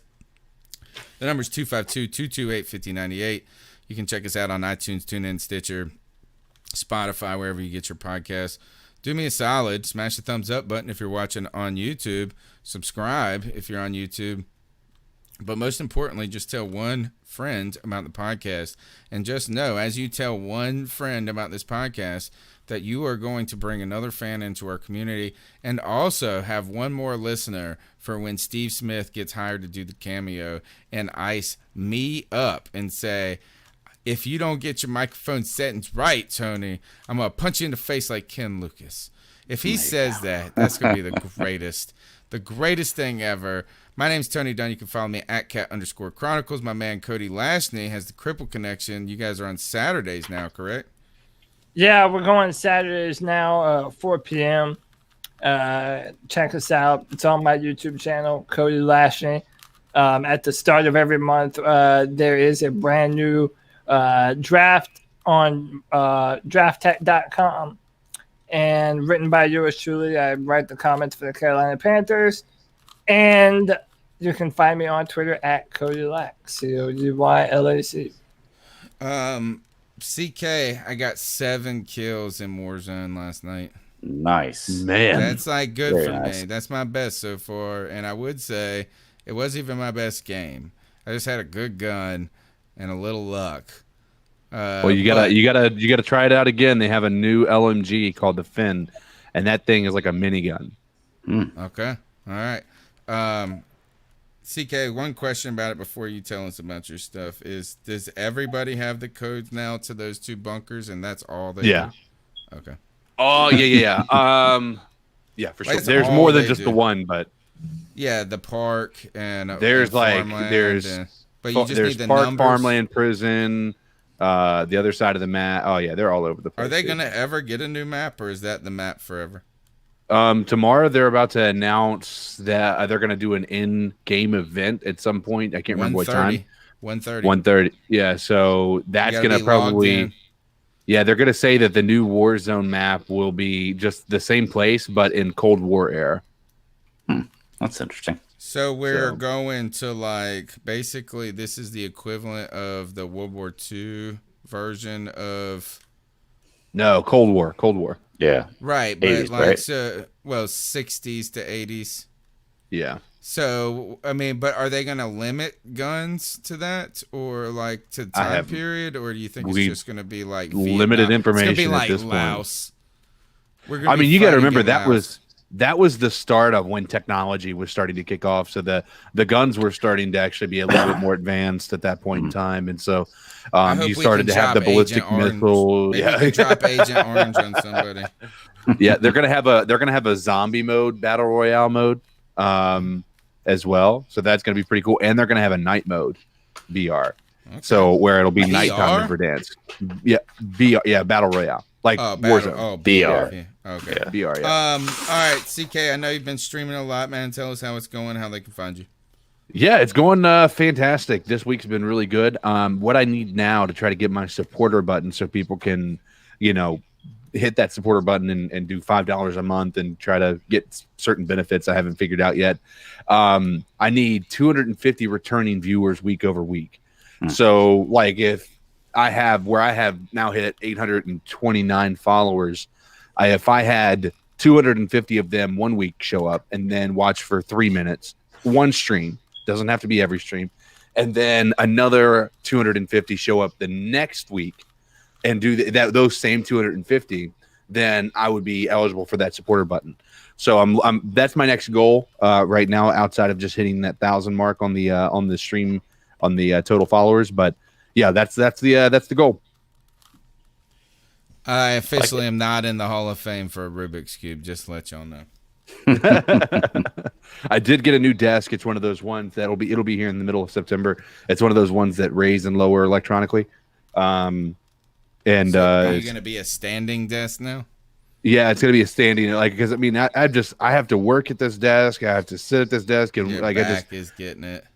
Yeah, man, I just need to be able to stand up, for longer periods of time than just being able to stretch and then sit right back down. So makes sense. All right, Greg, Man of Many Podcast, the man that owns a pig, the man that builds his own barn, the man that is a veteran and a member of the Postal Service. His ass will go crazy on you if you don't listen to these 92 podcasts he's about to list off.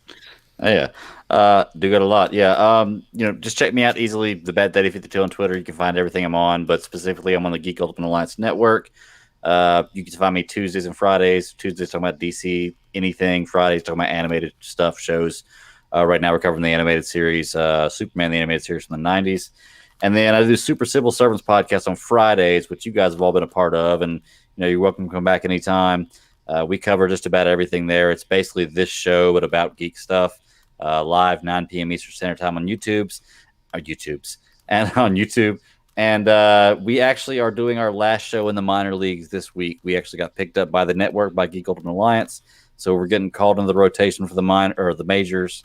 And we're going to be changing our show date to Saturdays after that. So still recording live on Fridays, but dropping the audio on Saturdays. Congratulations. It's going to be really fun. Super exciting.